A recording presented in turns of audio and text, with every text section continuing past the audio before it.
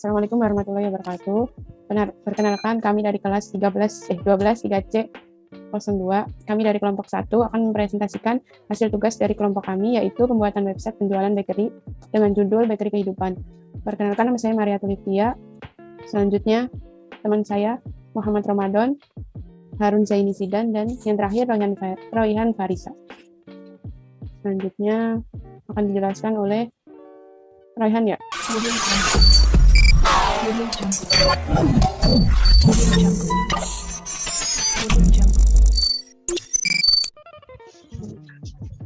Saya akan membahas PPT.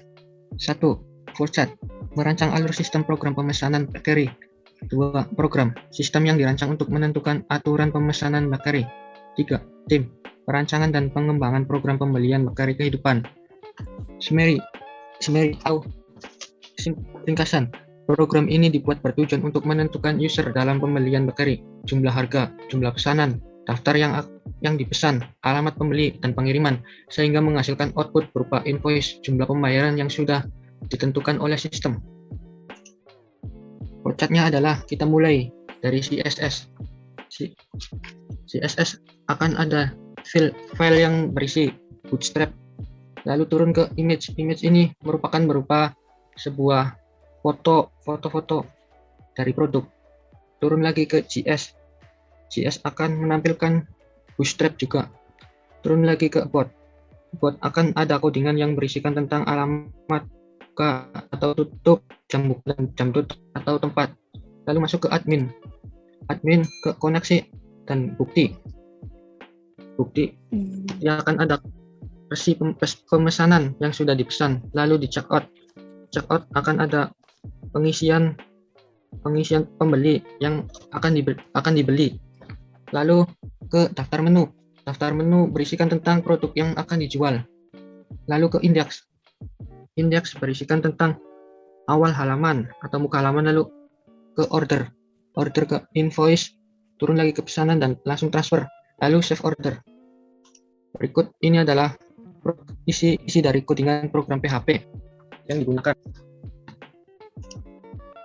Kode-kode program PHP yang dipakai. 1. Variabel PHP. Variabel PHP berguna untuk menyimpan data berupa teks atau angka. 2. String merupakan tipe data sejumlah karakter, huruf-huruf yang disisipkan di antaranya adalah tanda kutip ataupun tanda kutip 2. 3. Integer. Integer adalah tipe data yang dimiliki adalah non-desimal dan harus memiliki setidaknya satu di jumlah bilangan bulat, tidak boleh memiliki titik desimal. Yang keempat adalah float. Data yang memiliki nilai desimal yang menggunakan titik atau bukan koma. 5. Boolean. Tipe data yang memiliki dua statement true at first.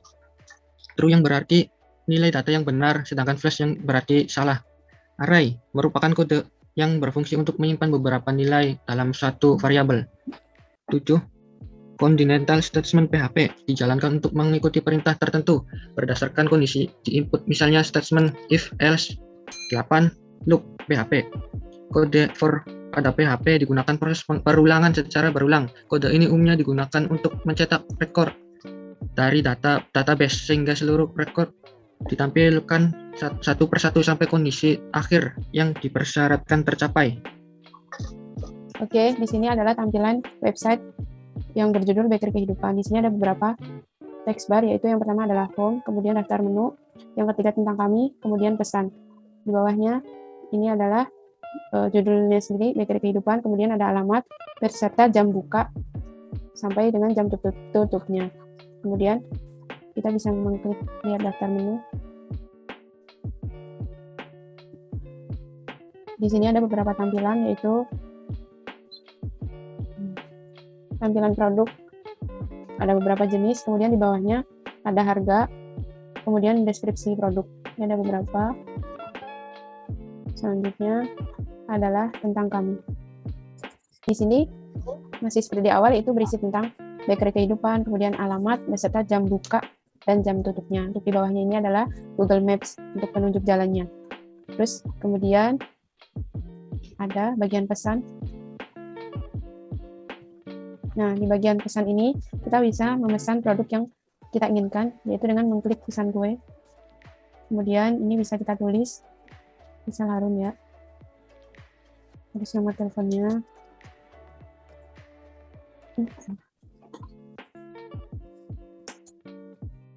Oh, ini adalah alamat.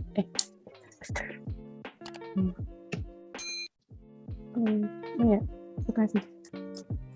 Edit ya guys. Terus kemudian nomor teleponnya. Terus di bawahnya adalah item yang mau kita beli. Kita bisa pilih misalnya 3, kemudian ini 2. Setelah itu kita klik submit. Nah, setelah itu akan muncul form order request seperti di bawah ini. Tanggal order, nama, alamat, nomor handphone, terus nomor invoice, dan ini adalah total item, kemudian jumlah tagihan. Setelah itu kita bisa mencetak halaman ini. Nah, ini bisa kita gunakan untuk ke proses pembayaran. Sekali.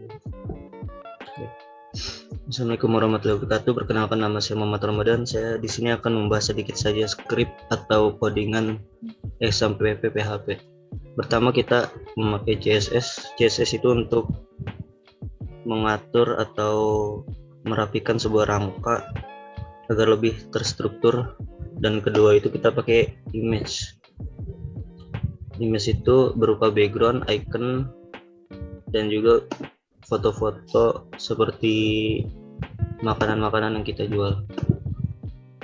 Sedangkan background itu adalah background yang ada pada web yang telah kita struktur, dan icon seperti lalu kita masuk ke about script about. Oke. Di sini kita pakai di sini kita pakai dokumen tipe HTML. Head, kepalanya adalah kita meminta atau merequest meta text, di mana meta text itu berfungsi untuk memberi informasi metadata dari halaman web. Seperti meta char set yang artinya itu untuk mengkode atau memberi kode seperti UTF, -8, dan meta name pakai view report. Lalu bootstrap. Di sini ada rel, stir, dan seterusnya. Lalu title itu adalah seperti halnya dalam judul, yaitu bakery kehidupan, ada head dan body. Di sini pakai Jumroten. Lalu kita lanjut ke div atau span yang berisi kelas, Jumroten, dan seterusnya. Div atau span itu yang berfungsi untuk mendefinisikan sebuah dokumen. Lalu H1 atau halaman 1. Lalu ini pakai P atau bisa disebut dengan isi teks seperti silahkan pesan menu sesuai keinginan Anda. Dan H1 itu seperti halaman 1 atau bisa dikatakan untuk menyimpan background dalam sebuah teks seperti bakery kehidupan. Div atau span sama akhir Jumroten. Oke, Jumroten. Kenapa di sini Jumroten ada 1 dan 2, awal dan 2, atau awal dan akhir? Jumroten di sini, Jumroten itu di sini memakai untuk sebuah wadah yang disediakan oleh Bootstrap untuk menyampaikan informasi utama pada website. Lalu navbar atau navigation bar yang berisi bakery kehidupan, judul, dan lain-lainnya. Kemudian akhir navigation bar, lalu menu. Menu itu terdapat div atau span yang ada pada judul text center yang judulnya adalah bakery kehidupan, lalu alamat Tebet, Jakarta Selatan dengan jam buka sampai jam tutupnya. Lalu ini adalah lorem ipsum dan seterusnya. Oke, yang kedua adalah daftar menu. Seperti yang tadi about, daftar menu juga sama dari headnya. kemudian dari headnya lalu dokumen typo-nya HTML sama seperti bot. Kemudian akhir bar, navigation bar, dan menu. Nah, di sini yang dibedakan ada menunya.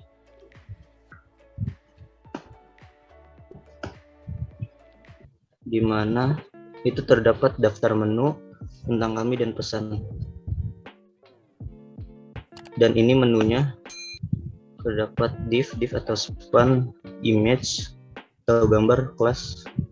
Kemudian halaman 5 berisi roti pisang coklat dengan keterangan harga dan keterangan deskripsinya roti manis dengan isian pisang coklat dan seterusnya.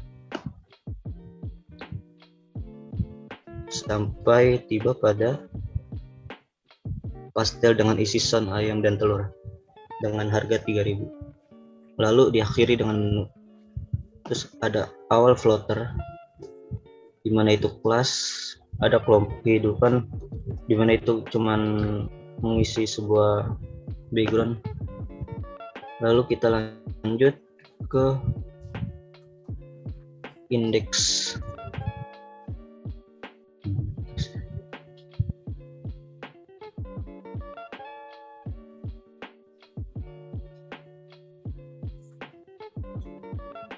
Seperti about dan menu, headnya itu sama, tidak ada yang berubah.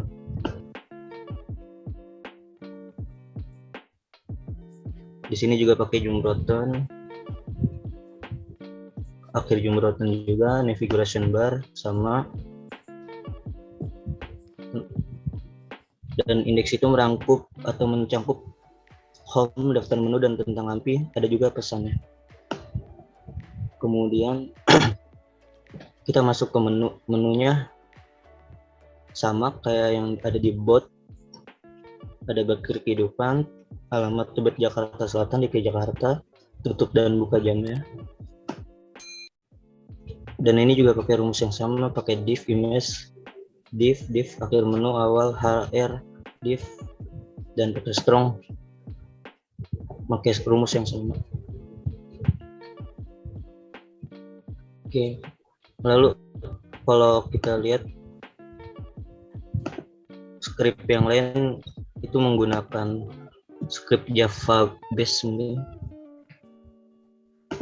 Oke, sekian dari saya. Selanjutnya teman saya akan menjelaskan kembali tentang database.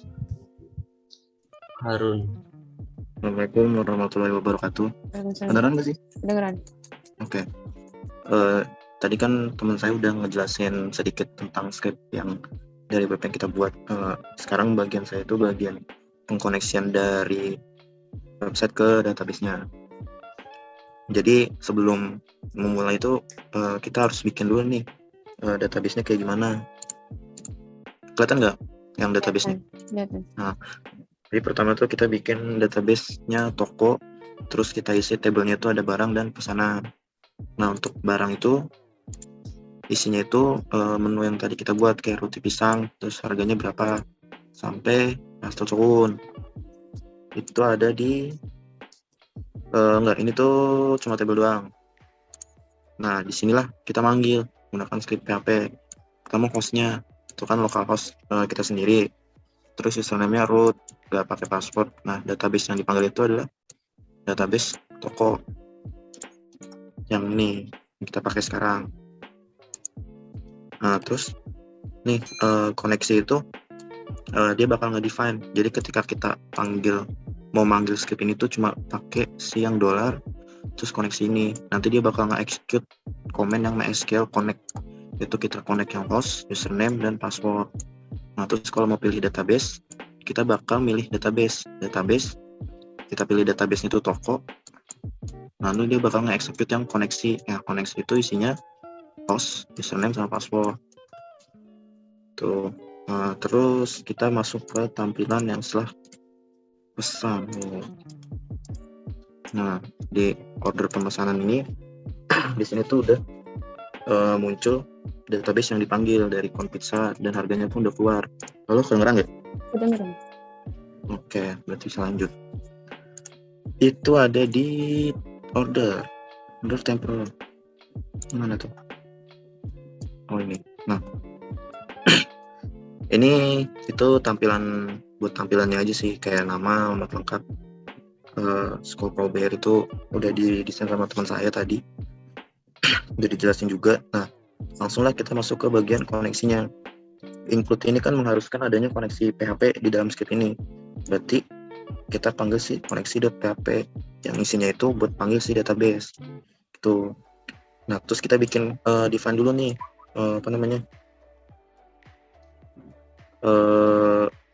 buat manggil. Maksudnya buat nge-execute si query-nya. Jadi kita ngetik langsung otomatis input query kayak select, tipe, harga, from barang, order by tipe. Nah, terus yang define tampilan ini nge-execute query yang SQL ini. Jadi dia bakal nampilin, karena kan kita kasih perintah select, jadi dia cuma nampilin aja. Nah, terus ketika hasil yang kita pilih itu ada, maka langsung ditampilkan dari tipe dan harganya. Ini tipenya, ini harganya. Kalau lihat di database, ini tipenya dan ini harganya. Ini harga, ini tipe. Tuh. Lanjut ke bagian yang setelah kita pesan. Oh, isi dulu kali. Harun. Oke. No, nanti gak bisa dipanggil. Aja dulu satu submit. Nah, ini juga setelah kita pencet tombol submit yang tadi itu berarti kita udah mengeksekut sebuah query di mana database-nya itu langsung ke input ke bagian tabel pesanan. Yang YYY pasti sudah masuk. Nah, cuma pesan satu pizza doang. Itu ada di sini. Kita mulai dari sini. Pertama kan insert dulu nih. Kita nge-query tabel pesanan. Pesanan tuh yang ini, tabel pesanan. Nah, terus salah buka. Tabel pesanan itu isinya tuh dalam tabel itu tuh ada tipe, harga, quantity, nama, alamat, HP, tanggal, dan nomor invoice. Nah, terus kita seleksi datanya yang kecuali 0, maksudnya datanya yang ke input, yang nggak kosong, berarti di sini doang. Kita seleksi dulu, select from pesanan where quantity lebih dari 0 sama invoice-nya. Nah, dia ini dollar dan invoice ini bakal manggil si fungsi mtr ini itu buat bukan ngegaca sih, kayak nge-random number gitu buat si nomor invoice-nya. Nah, di sini tuh mulai perhitungan ketika kita pesan barangnya. Nah, ini tipenya apa, harganya apa, kuantitinya apa. Nanti ditampilin juga sekalian sama nama, alamat, handphone, tanggal sama invoice. Kayak di sini. Tanggal, nama, alamat, nomor handphone, nomor invoice, total item sama tagihannya. Nah, ini kan masih proses input. Nah, di sinilah kita nge-execute hasil insert-nya. Ketika kita sudah input, langsung kita insert pakai query yang SQL tadi, stream ini. Nah, tapi kalau misalkan kita gagal insert itu tuh bakal ada muncul kayak pop-up gitu. Itu tuh bukan pop-up sih, bakal ke page selanjutnya dan ada muncul tulisan gagal insert kalau gagal insert ke database. Nah, terus ini ada hitung yang tampilan jumlah ordernya. Kita define yang hitung dulu. Select, ini query-nya nih, select hasil, itu rata-rata. Itu hasil summary. Harga dikali quantity sebagai total order, terus total quantity sebagai total quantity dari table pesanan, di mana invoice yang tadi number random itu keluar langsung di group sama si row invoice-nya. Terus hitung itu yang tadi ngitung, terus hasilnya tuh buat munculin hasil yang tadi udah kita hitung. Total order itu hasil total ordernya, nama total quantity itu hasil total quantity-nya. Di total order itu barang yang dipesan, total order itu harga, yang quantity itu berapa banyak barang yang dipesan. Nah, ini buat script manggilnya aja sih, jadi cuma tinggal nge-define dia panggil ini tanggal, nama, alamat, nomor handphone, dan invoice. Tanggal, nama, alamat, nomor handphone, dan invoice gitu. Nah, terus itu karena tadi kan kita nggak ngisi yang 0, jadi kayaknya ini nggak ke query deh harusnya.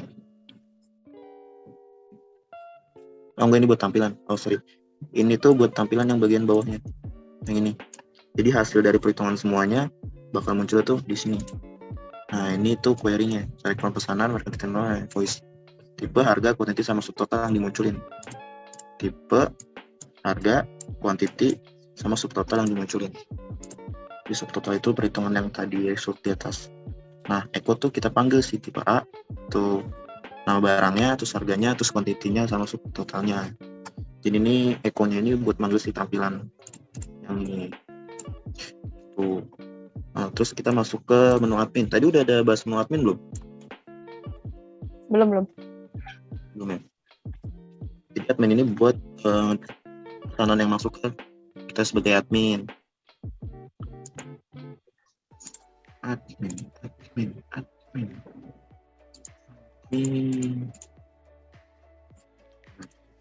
Sini aja deh. Madan lagi rebahan ya? Nah, oke. Ini yang admin ya. Oke. Ini cuma alert function doang sih. Nah, bahas lagi ke database. Jadi pertama ini batas nih cuma buat tampilan 15 total data per halaman. Terus posisinya kalau misalkan 0 kosong ya berarti nggak ada halaman. Kalau misalkan ada lebih dari 1 atau 2 data berarti itu masuk ke halaman 1. Nah, seperti biasa kita harus selalu include koneksi.php kalau mau bikin web yang menampilkan data dari database. Seperti biasa ya, scale itu buat nge-query, buat milih ID, nama, handphone, tanggal, invoice, alamat, sama harga yang tadi udah ditotalin semuanya. Nah, terus ditampilin semua resultnya. Terus kita echo tuh buat manggil HTML di PHP-nya. Jadi dipanggil semua. Dari mulai invoice, nama, nomor handphone, kayak di bagian admin ini. Nah, kan udah jelas nih. Harus kalau tadi cuma pesan 1. Yang kedua. Oh, yang kedua ya. Nah, ini. Dan kan cuma pesan 1 doang. Sama kayak yang di tempat di page yang sebelumnya itu ya cuma pemanggilannya tetap sama, cuma ini cuma dikasih detail invoice tuh bentukannya pop up. Nah, ini paging buat pop up itu ada di sini. Tetap selalu kita include koneksi karena kita ngambilnya tuh berdasarkan invoice, karena invoice itu primary key-nya. Primary key buat si tabel pesanan. Nah, pop up-nya ini tuh kita pakai JavaScript. Kita bikin tuh define tuh sebagai dokumen fungsinya, terus toggle class ya, checkbox segala macam sih. Kayak udah ya pokoknya kita udah panggil tuh pop-up itu bentukannya JavaScript tuh. Table oke, ini cuma buat bentukan aja sih. Nah, apalagi ya, paling udah sih kalau bahas database gitu aja. Lebih banyak query-in data-data yang ada di sini sih. Jadi ketika mau munculin sesuatu dari database itu ya harus dipanggil, dan fungsinya tuh yang tadi barusan saya jelasin. Udah sih, sekian aja dari saya kan. Kalian. Oke, demikian presentasi dari kelompok kami. Mohon maaf apabila ada salah-salah kata. Assalamualaikum warahmatullahi wabarakatuh.